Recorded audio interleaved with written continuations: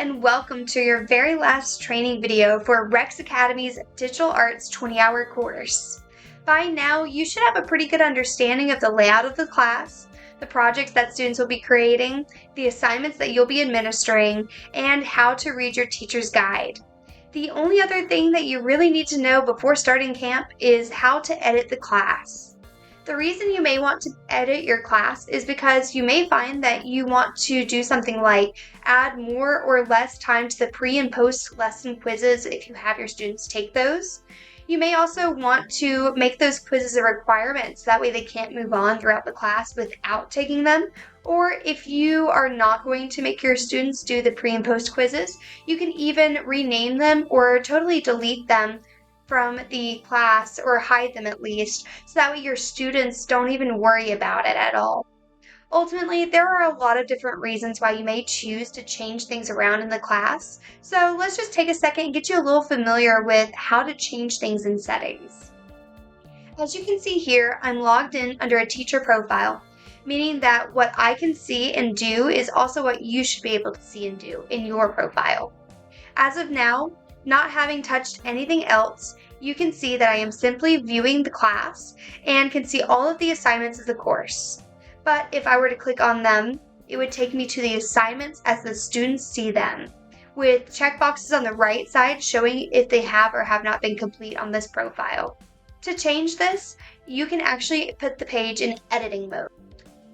Come up here to the very top right side of the web page and click on the power symbol. When the power symbol has been pressed, it will enter the page into an editing mode. Now you can see that the assignments have a title with a pencil beside them. This is just to be able to change the name of the assignment. If for any reason you need to change the name of an assignment, you can click on the pencil, type a new name, and then press enter. If you do not press enter, the name will not accept the change. Right side of the assignment is a checkbox and also the word edit. Here, you can delete assignments, assign roles, which is something you won't need to do, duplicate the assignment, hide an assignment from students. So things like those pre and post quizzes, if you don't want your students to see them, you can hide them here. Move it to the right to indent the assignment almost as an emphasis. And edit settings, which is where you can edit the assignment itself. Want to add something to the class, like a class poll or a student evaluation of how they enjoyed the lesson or the course, you can do this by pressing the Add an Activity or Resource button at the very bottom of any section that you want to place the activity in. It will pop up with a long list of different types of assignments that you can choose from, but many of these are very complicated. The only ones that you may want to know are chat, to add a discussion board if you want to have your students do another digital discussion. Choose for things like poll or for a quick class test of knowledge. Feedback to collect student opinions on certain topics or activities. And label if you want to add a label to help guide your students through the class and adjust information for things that maybe you've had to change deadlines for because of your class schedule. Most of these activities are pretty simple to add. Most of them only ask you a few types of questions like the information that you want to add to the assignment. And in the case of activities like the poll, you can add options for your students to choose from. You can also adjust the restrictions on activities if you want students to skip an activity or if you want to add an activity that you want your students to do before their other assignments. To do this, click on the Edit button on the right and then click Edit Settings. If you scroll below the assignment itself, you will see a Restricted Access. This is where you can tell the website that students cannot start the assignment until another assignment has been completed.